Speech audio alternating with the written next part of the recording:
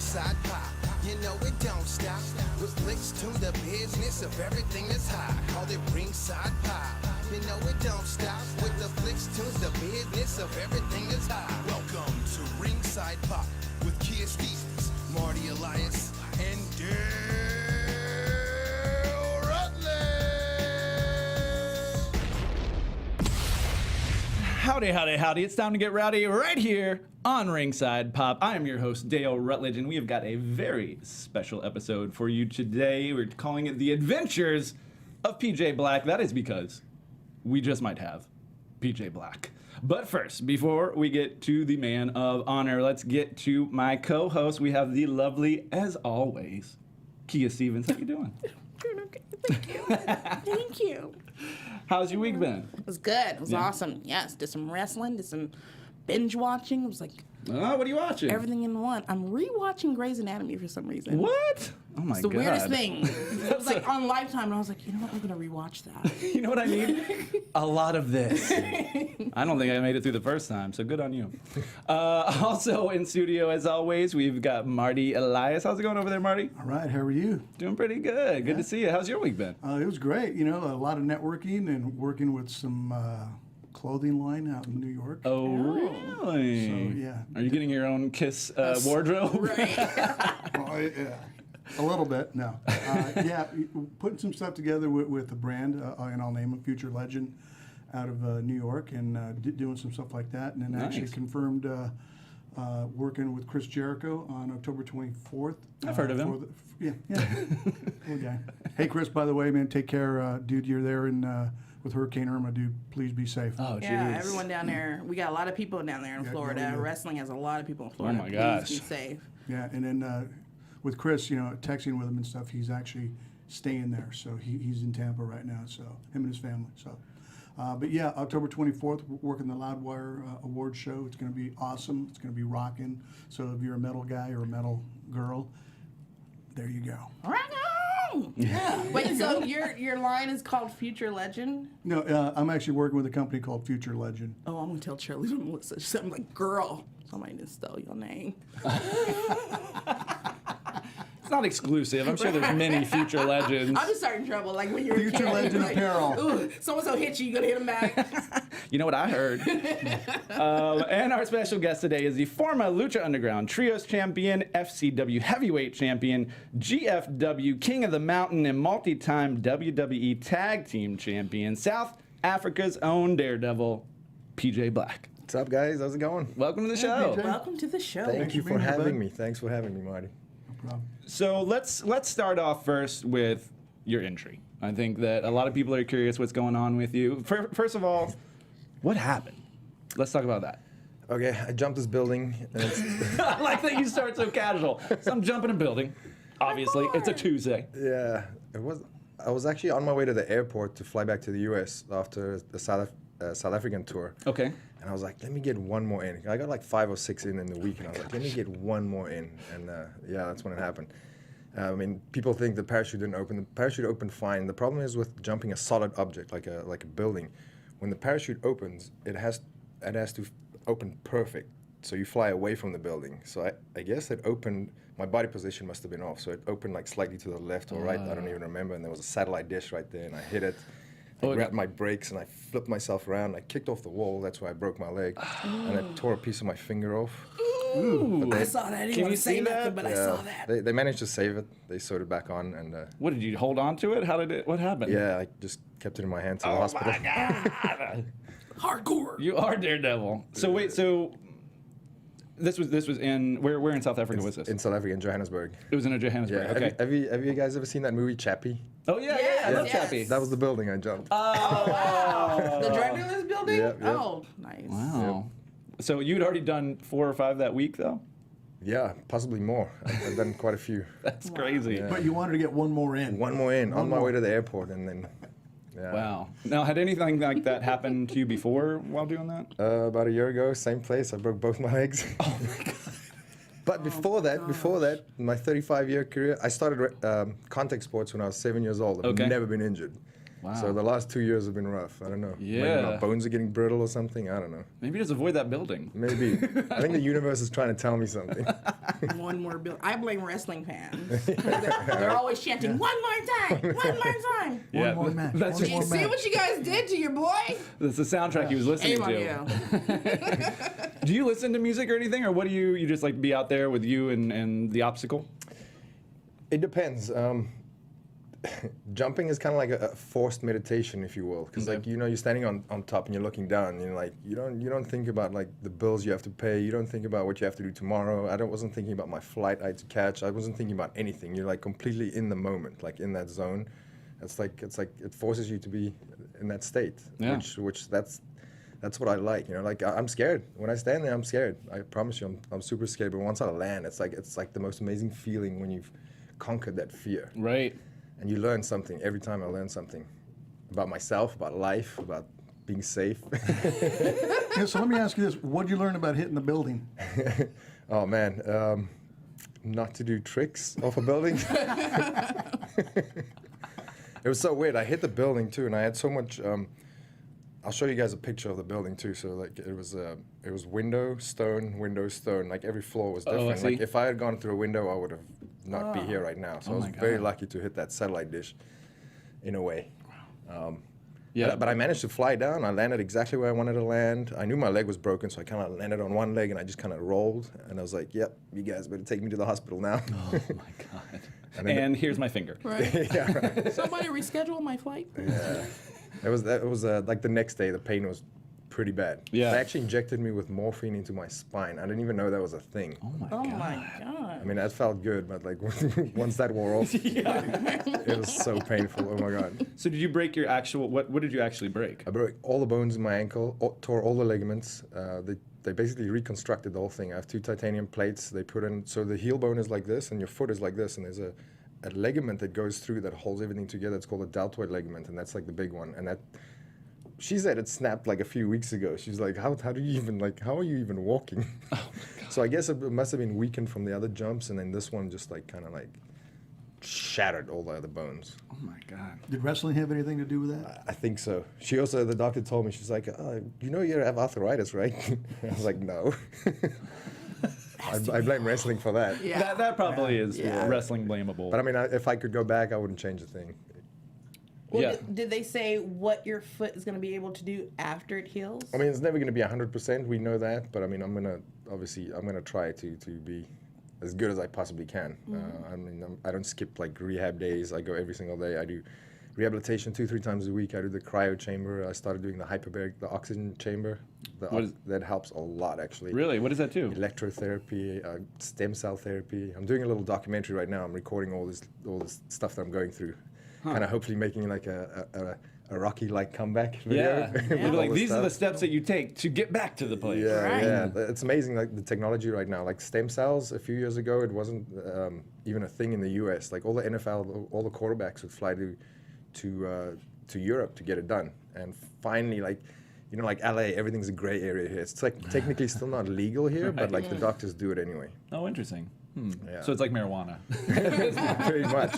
And that's actually helped a lot too. Like Oh, yeah? the CBD stuff for my pain, it's helped a lot. Yeah, I've seen a lot of stuff on TV about it, just different Yeah, things. it's amazing. advice. Like I've started doing some research about it too, because I never used to believe in it, but like it's helped me so much. It's unreal. You know, that's so cool to hear because the fact that, you know, I know that this country, and you know, got, you know, drug into it too, you know, with the opioids and everything else that happens, you know, prescription pills, things of that nature. But then when there's an alternative, you know, and it works, you know, it's Yep. something, you know, to hear like somebody you know, like you say that because, you know, more times than not, you know, with wrestling and things of that nature, you know, you have a tendency to kind of go that other way. But then if there's something new and conventional, then Totally. it and, works. And I actually saw some of the NFL guys actually funding the study themselves. They think that the CBD helps for concussions. Oh, interesting. So like a lot of NFL guys would take the capsules before training and big games. And so like they're still doing research, but obviously it's looking pretty good right now. And it's something I'm going to definitely try out. You know, like, I mean, CBD doesn't make you high or anything. but Right. No, it's it just comes a- from the male plant. It Yeah, has no yeah. THC. Something like that. You probably know better than me. I have topical stuff to CBD. Get my CBD out Yeah. and rub the male on me. Well, a lot of times that stuff isn't like it's illegal because it's worse for you. It's illegal because they haven't figured out how to make money off of it yet. Exactly. You know what I mean? Very, So it's very not, true. Yes. you know. Well, as soon as all those studies came out, the big pharma companies, the government actually made it a Schedule I drug. Oh, interesting. Just CBD, by the way, which is like, I was like, Well, okay, that's because different they because it want really doesn't make it doesn't give you. It's not like THC. It doesn't make you high. make you high at all. I It'll know, but be- they want to make money off it, so they want to regulate it and Why stuff. wouldn't they want to make money off it like they do everything else? Yeah, sounds about right. So what's the craziest thing that you've done then? That's a tough question. I bet. I've done so many crazy things.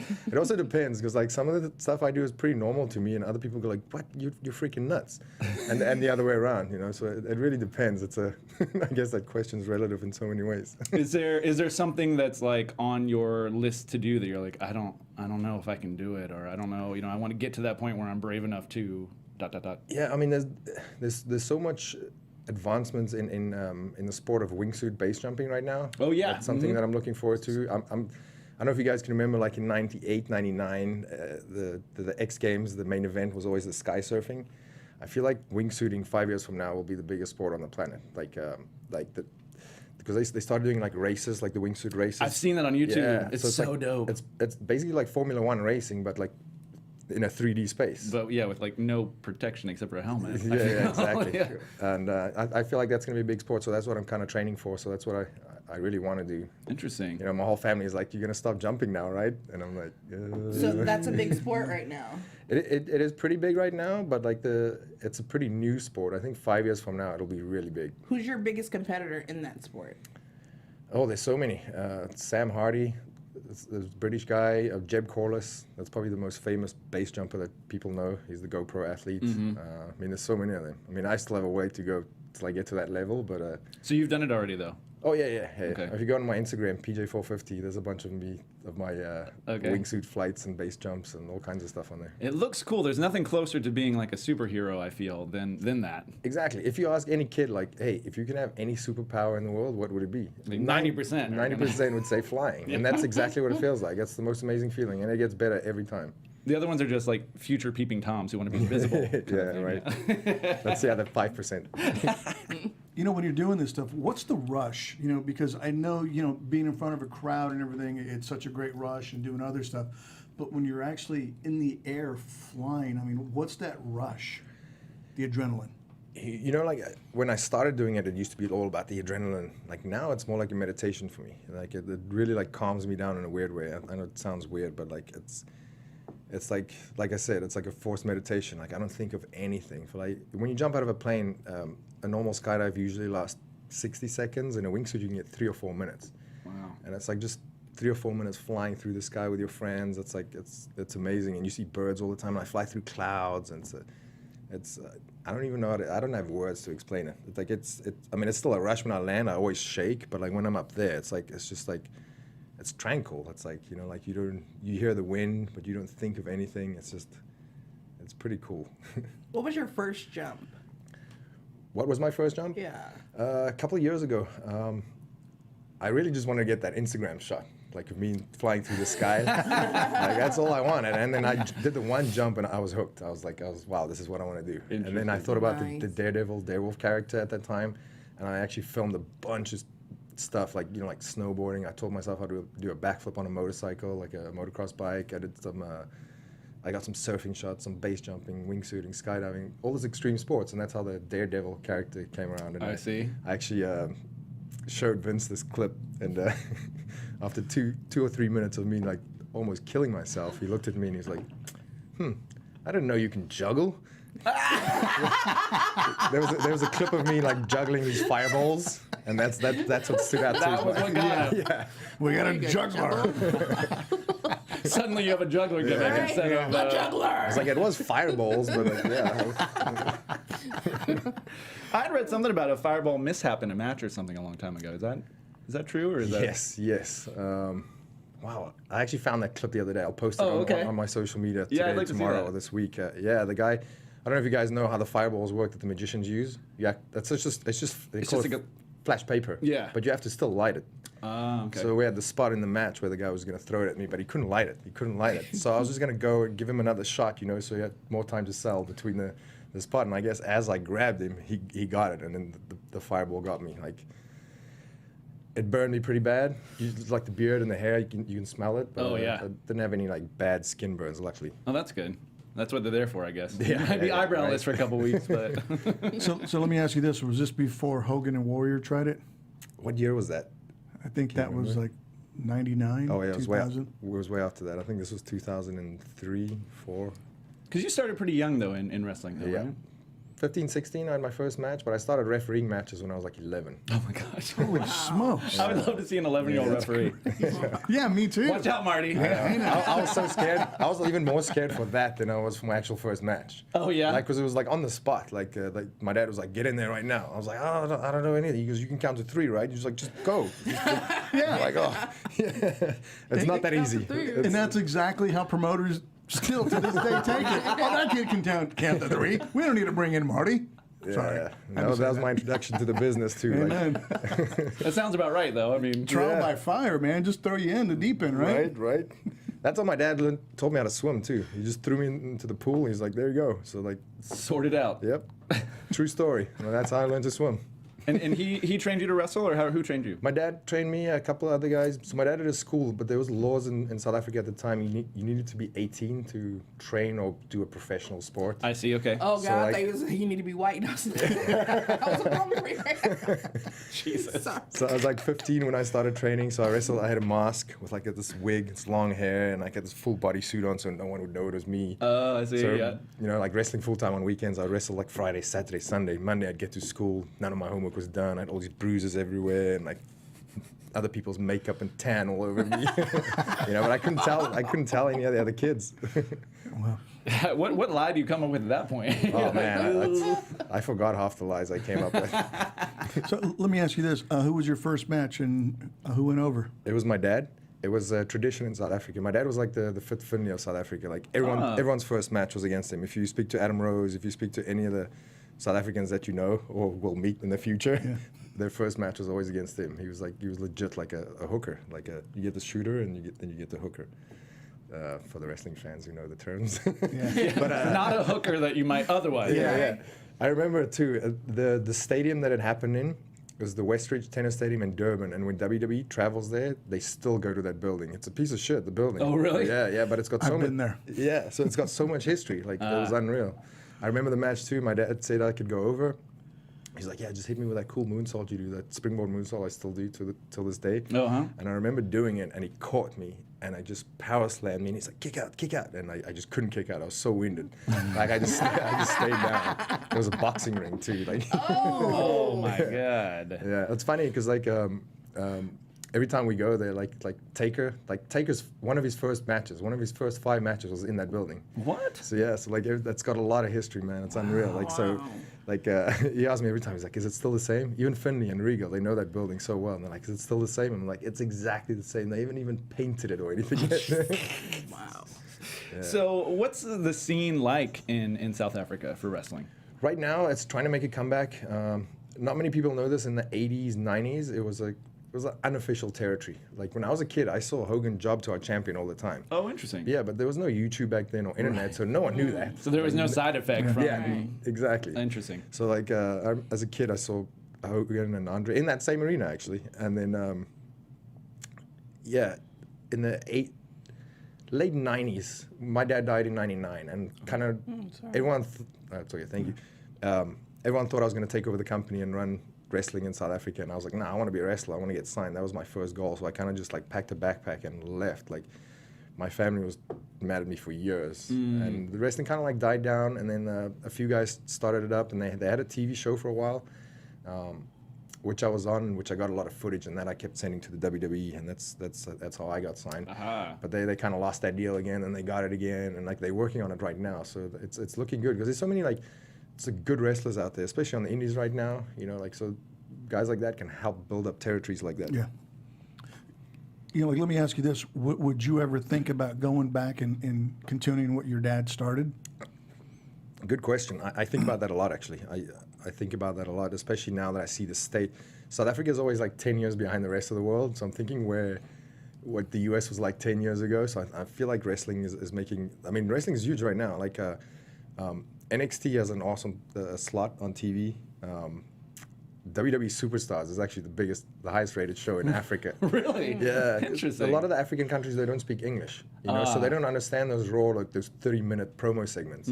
They see the matches, everyone understands matches, you know? Right. So that's like NXT and the Superstars, those are the big shows in Africa. They're definitely a big market, like TNA or GWF is on there right now, and like they're getting like New Japan stuff and hopefully Lucha soon. So like there's definitely a market for it. So it's a possibility. I made contact with Adam Rose. I was like, well, we should just go open a wrestling school there, because I mean, I know kids want to train, but they don't know where to go. So that's definitely a possibility in the next few years. Oh, very cool.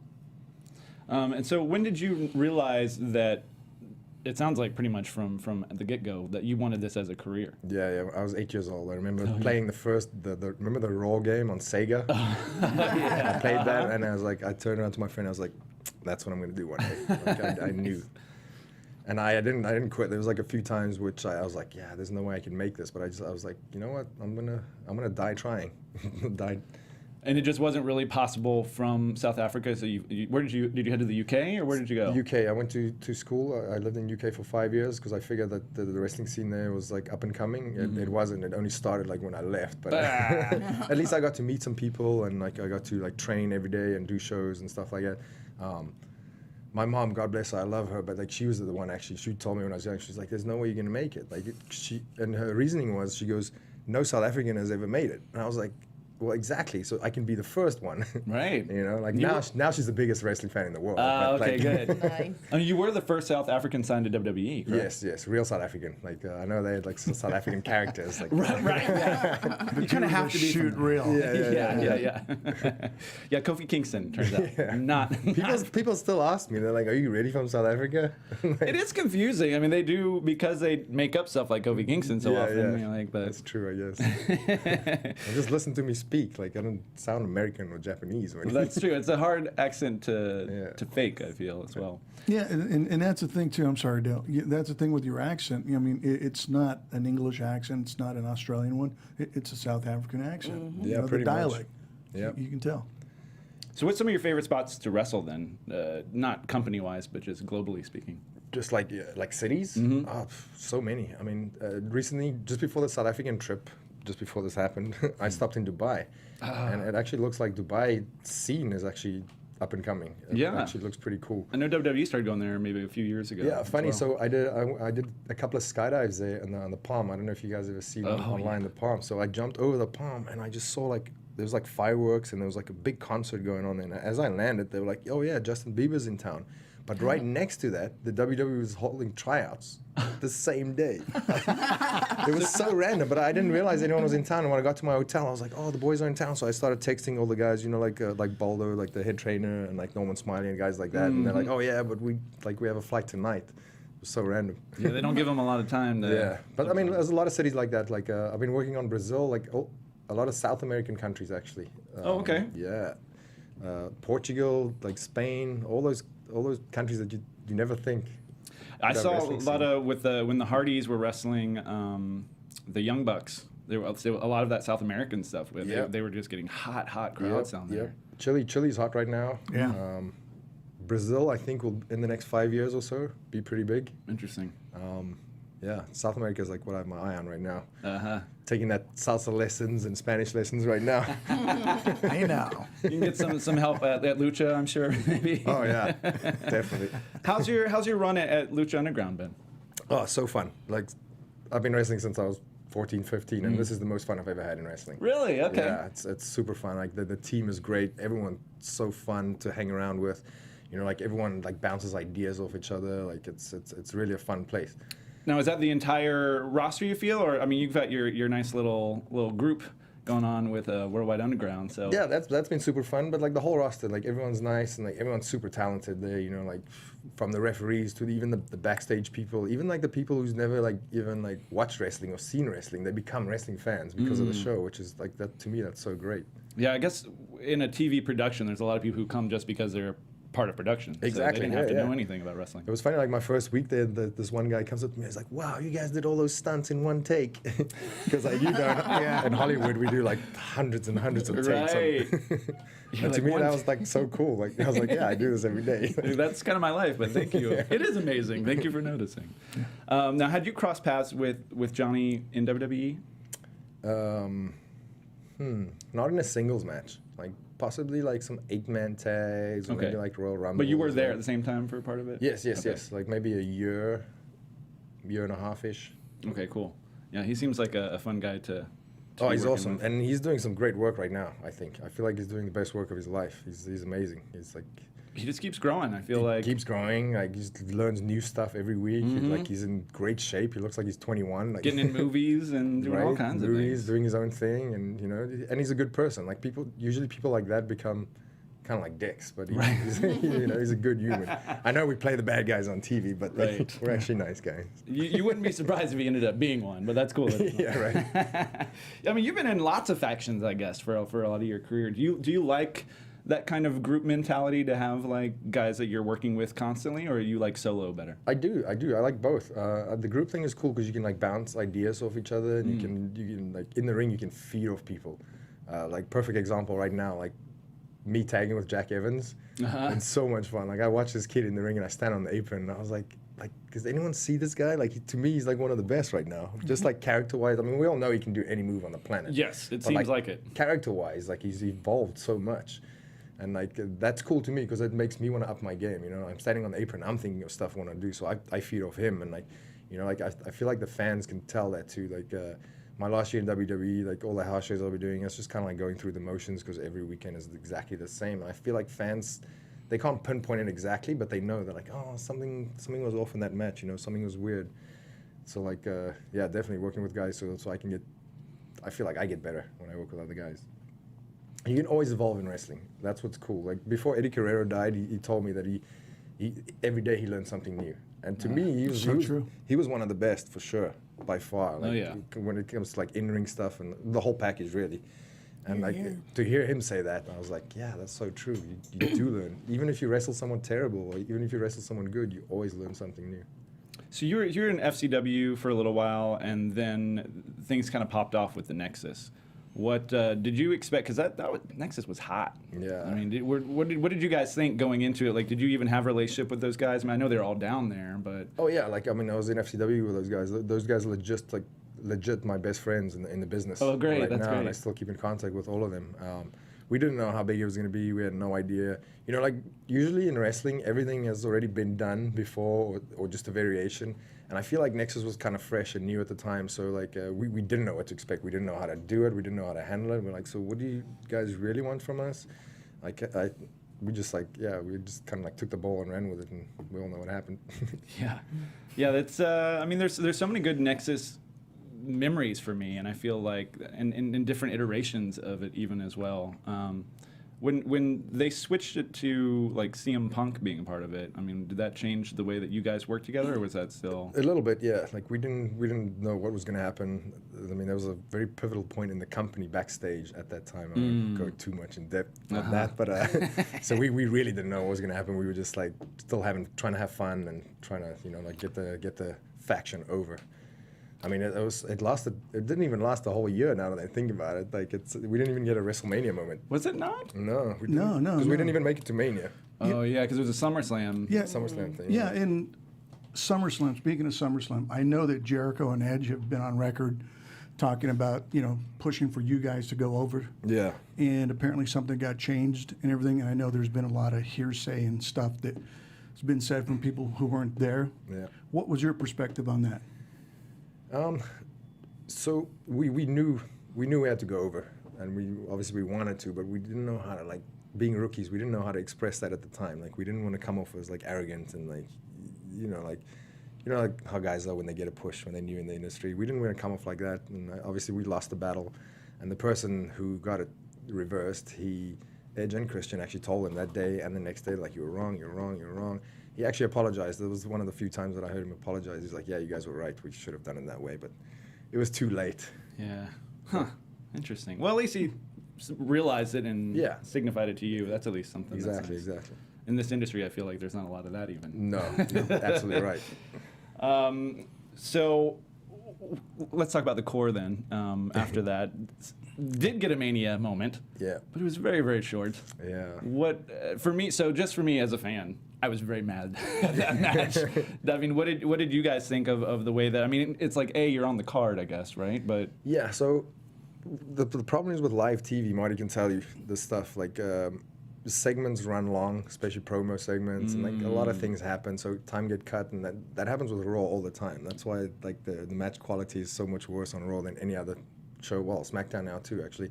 But like when segments go long or stuff change, like sometimes you get added a minute, sometimes you get taken away a minute. So that match, I think initially we had like 15 or 20 minutes, and then it was like 12, and then it was 11, 10, 9, and then eventually it was 1. So in a way, it was cool because like I didn't have to stress out about anything. I was like, okay, I don't have to remember any spots. I don't have to do anything. I'm just gonna like walk out with. We were still tag champs, me and Heath at the time, and it was the first time my mom came to see me wrestle live. oh my gosh, So wow. that was kind of cool. So I was just like focusing on the entrance, really. Like, but I mean, stuff like that happens. Yeah, it kind of like sucks, but yeah, that's the business, unfortunately. So that was a day of kind of thing. Oh, that was like 5 minutes before. Oh my god, Yeah. Up in Gorilla where they're changing your Gorilla. time. Yep. Yeah. that's crazy. I mean, we kind of knew it was gonna happen, so like, we didn't even like rehearse anything, or like we probably figured like it was gonna happen to our match. If you look at the card, normally you can tell like this is gonna happen to this. when it goes down, who's it going down on? Yeah, I see. And so you said you keep up with the guys. How's Stu Bennett doing? He's great. He just flew to LA. He's here today. Oh, nice. He's cool. staying in Burbank. Oh. Yeah, because I text him and he's like, yeah, I'm gonna. Yeah, a bunch of the boys are obviously here because the hurricane in Florida. Right. So a bunch of the guys are here because I think Raw's here on Monday in Anaheim. Yeah, tomorrow. Yeah, because Tomorrow. a bunch of the guys are in town, and like, yeah, I speak to him quite often. So He's cool. He's another guy that I felt like that. I mean, I'm hoping that he kind of comes back. To I think wrestling. he will. I think he will. Yeah. You know, like he every time I ask him, it's like, hey, let's do this, and he's like, nah, I'm not ready yet. Okay. But like the way he says it, it's gonna happen. I think. Excellent. I like that news. Would you have guessed that Heath Slater would be the longest standing, last man standing of the Nexus? Yes and no. He's like one of those guys that he'll be around forever. I mean, you Okay. can put him in a match against anybody, he'll have a good match. You can put him in Absolutely. any promo segment. You can be entertaining. He can be funny. He can be aggressive. He can do it all. He's probably got the best deal out of all of us right now because, like, you know, like the guys backstage, they like guys like that. You can plug him into any storyline, into any segment, Yeah. and he'll do good. So, in a way, I know, and he's a hard worker and a loyal guy and trustworthy, and like, you know, he does his job. He never complains. So like, I feel like, in a way, WWE rewards guys like that Interesting. sometimes. Yeah.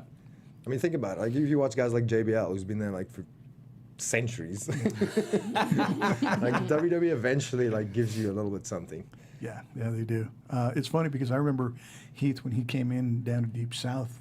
I mean, he was greener than green, and you know he had some experience, but he went down there and you know he really stepped up his game. Oh, yeah, he's Same just thing a- with Kofi and those guys when they went down there. Yep. And he's just a good country boy, you know. He Like, is. just loves wrestling. He just loves to have a good time. And the character you see on TV, that's pretty much him. Very loose. Yep. So, what's the future hold for you then? I mean, we've got to get through this injury.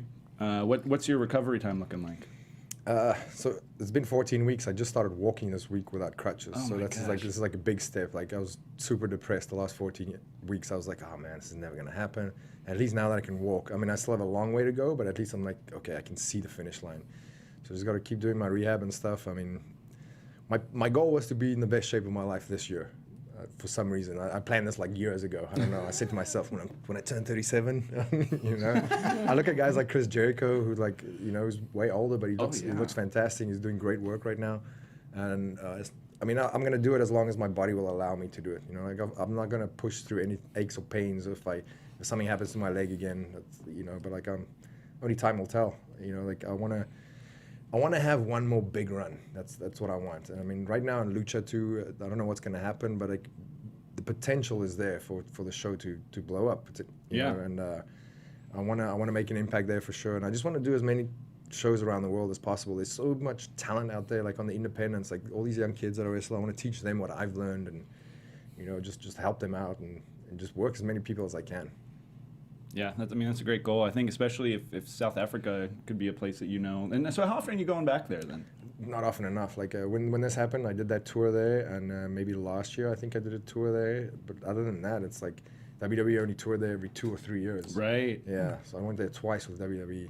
And, I really love that package that they did when I guess you were kind of doing a singles run, and they had it was like you in South Africa and all. That was such a cool video package. Yeah, I just uploaded onto my YouTube channel too. Oh, okay, yeah, cool. I found that. That was a good skit. That was like, I think Core was just about to be done. Yeah, I can't remember the I exact wasn't even time. like, I didn't even have singles music yet. It was so weird too, because like I came out and I was like, yeah, in my hometown. I was like, oh, listen to this pop. And no one knew the music, so everyone's like, huh? And obviously when I came out, then they're like, oh, yay, it's him. But 2 years later, we went back to that same, so my hometown, I think we sold out the venue like within like an hour, so that we had 2 shows back to back. Wow. And that was cool. That was like probably the best experience of my life. That was my mania. Like, you know, I got to the back and all the agents were like, whoa. Yeah, that was a good feeling. So let me ask you, did they put you over in your hometown? I think so, yeah. I think it started out, I can't even remember the matches I had. I think I had like 2 matches too, because you know, like something that starts out as a tag and then it breaks up, or something that starts out as a single match and 2 heels run in and there was a tag. So yeah, I got some exposure there for sure. Oh, actually, the one time it was like an 8-man tag. It was like me, Christian, Big Show, Randy, and I remember this. So there's like 15,000 people, one of the biggest stadiums in South Africa. It's called the Dome, and the whole crowd started going, PJ Black. PJ Black, because I was PJ Black on the Indies for years, since I was 14 years old. So people there know me as PJ Black, and Randy goes, like, who are they yelling for? Like, so like on the apron, I had to like catch him up, like. South African history right here, brother. Yeah, I'm kind of a big deal. You know? That was good. You said that was Randy that asked that? Yeah. That sounds like a Randy. Yeah, it does. It really does. Did you have to adjust your style much for Lucha Underground, or is it pretty much you came in as you were? I had to adjust a little bit because I have to go back and do all the stuff that they took away from me in WWE. So right. I kind of like, yeah. But like I feel like there's so many good guys. Like everyone's a high flyer these days. So like I'm constantly evolving and changing up my style. I'm trying to be like a Fit Finley, like a brawler, more submission style wrestling. I'm still doing my 450 and all the high flying stuff, but I'm going to be more selective by doing that. You know, so when I do it, people are like, oh shit, you still got it. I was actually at a show before I got injured, and this little kid runs up to me and he's like, hey man, you still got it. I'm like, I've never lost it, but thanks. Hey, you know, speaking of matches, is there anybody on your bucket list that you haven't worked that you want to work? Yes, Okada for sure. Oh. Yeah, Wow. and I mean I know he's been doing great and he's like #1 in the PW 500, but this goes back way before that. Like I've been wanting to wrestle him for years, like way before even like he broke out in New Japan. I mean he had that stint in TNA that was terrible, and then he kind of like went back to Japan, and that's when in that era when he moved back, I was like, yeah, I want to really work this guy. Who knows? It can still happen. Did you wrestle much in Japan? Just with the WWE. Okay. Yeah, just the WWE tours. So. And what was the GFW stint? It was very brief for you. What was your experience like over there? I mean, I liked it. Jeff was cool. I mean, he loved my ideas. He let me be me. Nice. I mean, on the show, I cut a lot of promos because like that never used to be my strong point. But like, I love doing them. I love doing them. And then he let me cut a promo on every show, which made me better and was great. And he was like, you're gonna be my top heel, kid. Like he saw me be a heel one day against the Bullet Club, and he's like, you should never be a babyface ever again. And like, yeah, so he just believed in me. So it was kind of cool. I enjoyed it, you know. But like when Lucha came around, I didn't have a deal with Jeff, and I was the champion at the time. But he couldn't like sign me to a contract. Yeah, so they weren't like, doing a lot of deals with anybody. Really, yeah, right? yeah. And I mean, if Global Force maybe had a TV deal or something in the works, then I probably would have stayed. But like I knew something wasn't gonna happen in the next year or so. So I was like, let me go do this Lucha thing. The Lucha actually called me for the first season, by the way, and that was just when I left WWE. And I remember they called me on the 10th of October or something, and. I was just finished. I was like, yeah, I'm not signing with anybody, like ROH or TNA. I'm not signing with anybody. I'm just doing my own thing for a while. And I've never heard of Lucha Underground at the time, too. Right. And then obviously when the first season started airing, I was like, oh, how did I say no to this? And apparently I said to him on the phone, I was like, call me in a year, maybe we can talk. He called me on the day. He called me the 10th of October, a year later. And then I think I started on the 14th. Oh, wow. Yeah. Wow. That's very rare. I feel for people to be on there. Like, Right. He set his Apple alert. Right? PJ Black. Got it. I'm on negotiating power. And when you say the WWE took some things away from you now, it's when they do that kind of thing, is that for safety because you're on the road a lot, or what is generally the motivation for that? It's different reasons for different people. I see. They didn't so much like take it away from me and go, hey, don't do that. It was more like, this is the time you're given, this is the story we need to tell, and you're the first match on the card. So I'm not going to do like an outside dive, shooting star press in the first match, because like obviously matches has to tell stories, but on a WWE card, the whole card has to tell a story. Right. You want to blow them up too early. Exactly. So I didn't want to be that guy, because in developmental, a bunch of guys got fired for doing that. Oh, I actually. see. So I just, I wanted my job at the time. So I was like, I figured like once I get to a certain point, like doing like main event matches and stuff like that, then I can be me again. But it just never got to that. Are you able to ask the doctor, like, can I do a 450 once this heals up? Oh, I'm definitely gonna do it. No matter what they say. I've been doing that move since I was like 6 years old. So like, Injure the kid, he still has it. Yeah. A kid telling a kid, that's tremendous. I do love that move, though. Man, it is a thing of beauty. It's so cool to see. All right, well, great. Is there anything that we can put over for you, or what do you in the interim besides Lucha Underground? What else? What else are you working on? Anything we can help with? just working on that YouTube channel right now. Okay, what is it? YouTube.com/PJBlack450. Okay. I'm working on some stop motion animations, and I've uploaded a bunch of my base jumping stuff. There's a ton of stuff on there. And I'm pretty active on social media because I just sit at home a lot these days. So like, yeah, everything's on my website too. If you want any of my social media or my email links and stuff, it's on pjblack.com.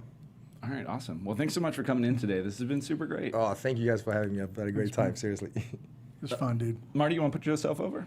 Yeah, my Twitter at Marty Elias 1967, Instagram at Marty Elias 67, and on Facebook, good old Marty Elias. Nice. There we go. I keep thinking this is vodka, by the way. And I'm like very disappointed. Very, we do not have, I have Diet Coke, if that helps you. It's probably got as many chemicals as that's vodka, just not water. as fun. Kia? Kia Stevens, Twitter, Mean Queen K, Instagram, Spinning Fist. And I am The Walking Dale on Instagram and Twitter. You can follow us at facebook.com/Ringside Pop or Instagram Ringside Pop. And thank you so much for joining us today. We will see you next time.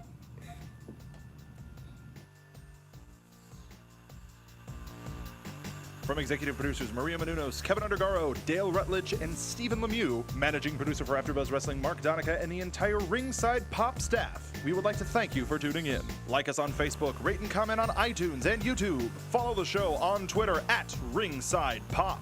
This has been a presentation of the AfterBuzz TV Network. Buzz you later!